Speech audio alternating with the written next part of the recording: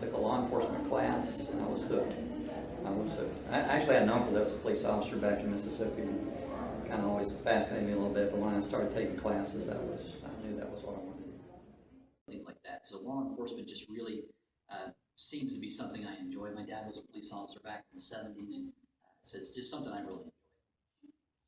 I had a part-time job at Walmart, of all things, and I saw this police officer, and every now and again he would come in the evening. I assumed he was buying bullets or something like that, and it just, a light came on, and I thought, what a great job. You know, it's not your typical behind the desk in the office kind of gender role. It's out and about, active,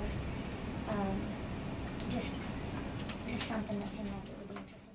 Ultimately, that I wanted a career that was different, a job that was different every day, but a career that made a difference in my community and in the people's lives in that community.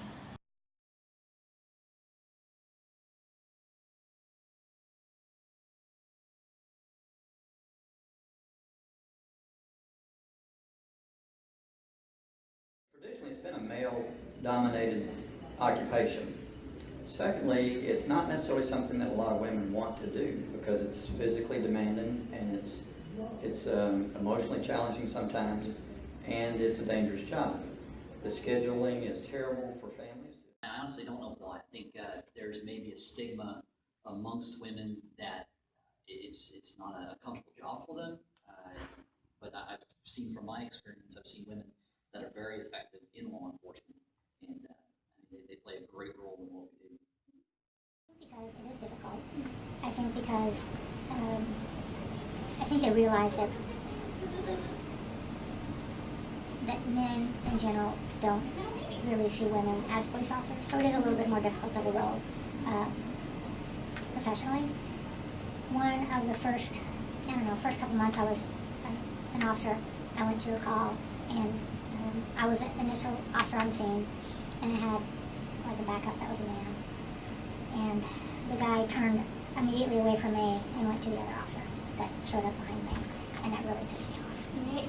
But and that officer, instead of saying, "Hey, you need to talk to the woman," or you need to talk to that officer, he didn't.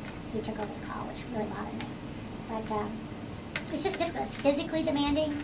It's demanding emotionally, personally. It's difficult to have a family and be a police officer. Historically, it was a field that men were only in. Women only had support roles probably until the 1970s because of a belief that perhaps it couldn't handle the physicality of the job. And I think probably even that there was probably an idea that emotionally they're not able to handle the strains of the job. So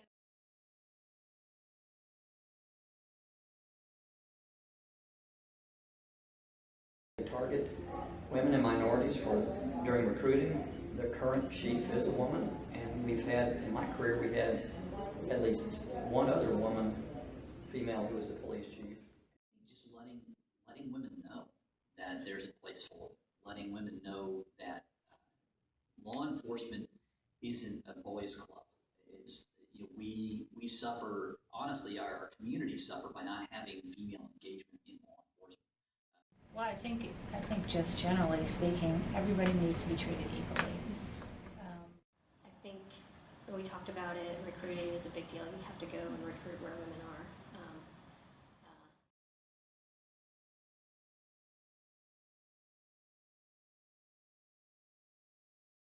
They serve some really important roles. For example, when I was in patrol many years ago, we just never had enough females on the street when you needed a female search. Some rape victims are more inclined to talk with female officers.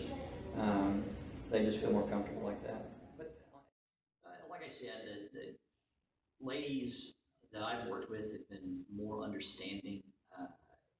It really, honestly, I'm going to be honest, it goes one of two ways in law enforcement for a number of women. Either the woman feels that they have to be more macho or more masculine or more tough than the guys do on the shift, or they feel like they need to be, less of that and just be themselves. And I find that when a woman is just herself on the shift, again, it brings a different dynamic to the shift, and we're able to she's honestly able to relate better to some people than I am. So it goes back to, excuse me, it goes back to instead of trying bullying people into doing things, we as women, especially if there's two of us, we try and kind of we think a different way. Instead of fighting this guy to get him to go to jail, we basically will try and talk him into going to jail. And if the talking doesn't work, then we go hands-on and the fight is on. But generally speaking, we're not really quick to act physically. We try and think before we have to put hands on. Because every time you put hands on somebody, there's a chance that somebody gets hurt. We ask different questions. We have different attitudes. We tend to be kinder and gentler with victims in general. But everybody has a place. I have worked with people women who sometimes use their gender to, I'm going to say special treatment, but, really use their gender as an excuse for not doing something. It's that time of the month. I've heard that before from people. So the way they talk to people, I guess they can get a pass if they're not appropriate. It's very common to see women in the school resource officer program, and that may not be because they're not able to do their job physically, but again, it could just be they are better listeners and can talk to kids more appropriately or relatably.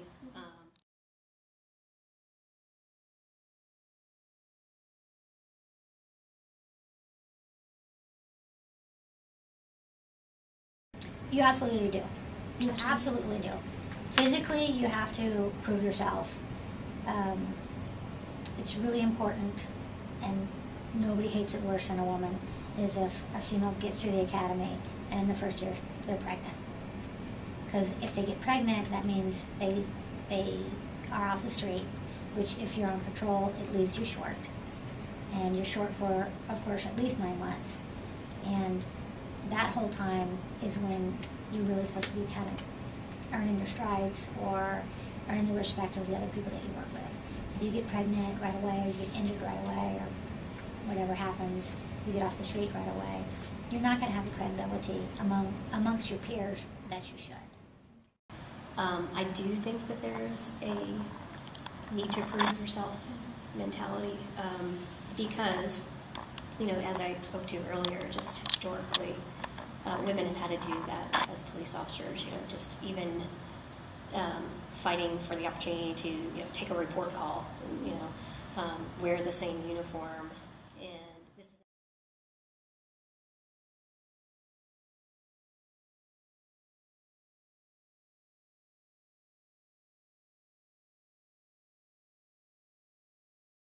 I think it happens all the time.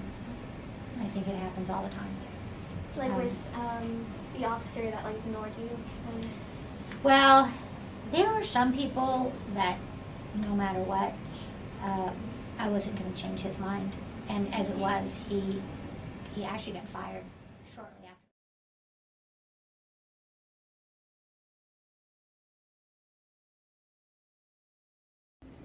after. Yeah, from time to time. Yeah, I believe I can think of a couple instances. Sometimes they don't feel like they get the respect they deserve from a male subject. Sometimes they would rather speak to a male officer versus a female. Just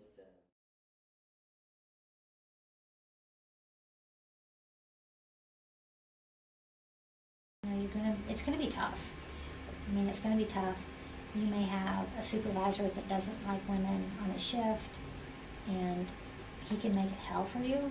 You may have other people on your shift that don't like you for whatever reason. I'll say this too, and it's probably a little bit of a long answer, but I think that there sometimes is a situation in law enforcement with women where we haven't always been eager to promote others, and it's a little bit easier for us to tear down other female officers as being inadequate. you know, a competitiveness to want to be better than the other, to be the best person on that shift or female on that shift.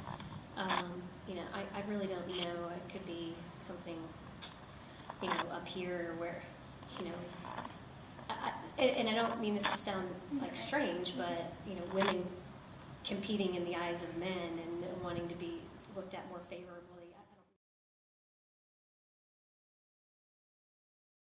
Over the course of this project and through research and conducting interviews, I've learned a lot about the gender inequality and the disparity of genders in policing and how this issue has evolved and progressed over time. So it is almost common knowledge that female officers are often mistreated and discriminated against and seen as weak just because they are female. And so that is common knowledge. And the purpose of my project was to find out why and to what degree this is happening. So after I conducted my interviews, I concluded that there is a great degree of discrimination against females in police department in the past and present.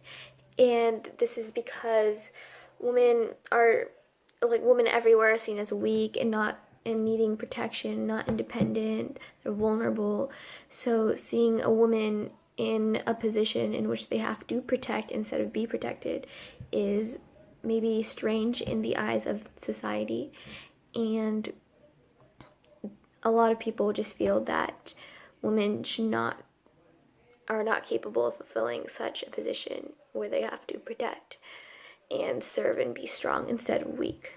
So basically, society feels that women are not fit enough, strong enough, or emotionally stable enough to protect and serve our country, which, I mean, when I interviewed the police officers, they said that although it is true that a lot of women do not have the same physical stature and the physical capabilities of men, both genders have an equally important role in policing. For example, female officers generally are better listeners, and a lot of witnesses or victims talk to female officers more than they would talk to male officers, who are generally equipped physically to handle the work, and they handle the physicality of the career. So both genders have an equally important job in policing.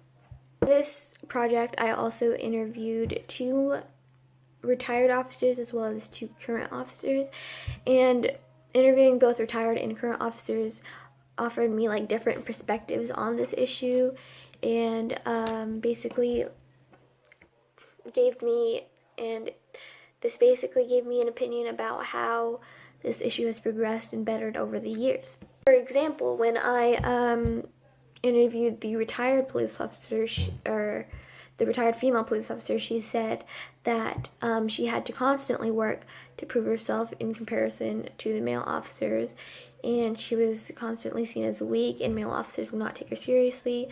Male victims, male suspects would not take her seriously, and she just faced discrimination and inequality a lot. But when I questioned or interviewed the current female officer, she claimed that there wasn't a lot of gender equality. She claimed that while she's never experienced it firsthand, she has noticed signs of gender inequality within policing, but she has never had to work harder than her male colleagues. However, both the retired male officer and the current male officer noticed a lot of gender inequality within policing, which contradicts the statement of the current female officer. This might suggest that the female officer was reluctant to maybe admit almost that she faced gender discrimination and gender inequality within the police department, because this would maybe make her seem like she was not able to handle the discrimination and she wasn't able to handle what the job entailed, which, in my opinion, I do not believe that discrimination should be in the job description of policing. So, the varying perspectives and the varying time periods offer perspective on how this issue has evolved and has grown and has progressed, but how it is still in effect today. So another thing that I realized when I was interviewing Detective Mayo was that it's not always the male officer's fault when it comes to gender inequality within the police department, because sometimes, Detective Mayo has noticed that a lot of female officers will not encourage other female officers, and they'll bring them down because they want to be the best female officer in that patrol or in that squad. And this, I feel, is like a really important issue, or a really like a contributing factor into gender inequality within policing, because if women are not encouraging and supporting women, we can't progress anywhere, and males aren't going to support women. So the first step in solving gender equality is for women to encourage and support other women. The thing that I wanted to reflect and conclude over was the reason why the population of female officers is so much lower in comparison to the population of male officers. The female population was very low in comparison to the male population in policing, and when I interviewed the officers, they said that it's because even the females feel that they are not strong enough, they're not equipped enough, they're not emotionally able to handle the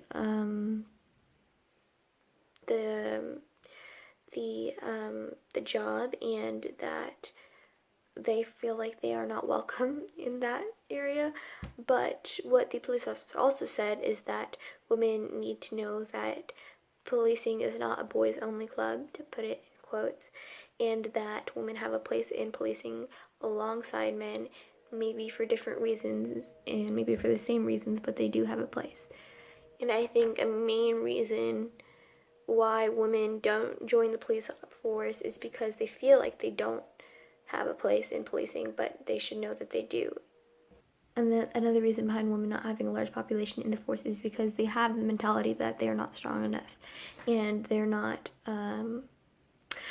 able to fulfill the jobs because society is always telling them you're not strong, you're weak, you need protection, you can't serve. And so girls grow up with that mentality, and when they're older and when it comes to deciding what they want to do in life, they can't decide that they want to be strong, they want to protect, they want to serve, after having years of told that they can't protect, they're not strong enough, they are weak, they need protection. So a main problem lies in society pressuring girls and always telling girls they're not good enough from the beginning.